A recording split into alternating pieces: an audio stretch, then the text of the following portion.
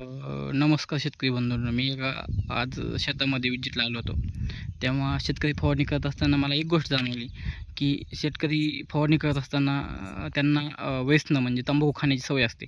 मग ते काय करतात, फवारणी करत असताना त्याच हाताने औषधं घेतात, त्याच हाताने औषधं टाकतात आणि ते झाल्यानंतर पुन्हा काय करतात, त्याच हाताने तंबाखू वगैरे चोरतात. ही आपल्या आरोग्यासाठी धोकादायक आहे. कृपया तसं करू नये, कारण यामुळे आपल्याला विविध प्रकारचे रोग होऊ शकतात. ते देखील तंबाखूच्या बरोबर हे औषध देखील आपल्या पोटात जाऊ शकतात आणि त्याच्यामुळे भविष्यात काळात नंतरच्या येणाऱ्या काळात तुम्हाला कॅन्सर देखील होऊ शकतो. हे आपल्यासाठी हानिकारक आहे.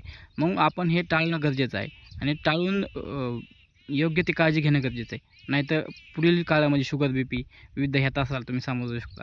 आणि त्याचबरोबर तुम्हाला जे कीटकनाशकाची जी आहे का, ती विषबाधा देखील होऊ शकते. अशाच कंडिशनमध्ये तुम्ही ह्या अशा गोष्टी करणं टाळावं ही तुम्हाला विनंती करतो मी. धन्यवाद.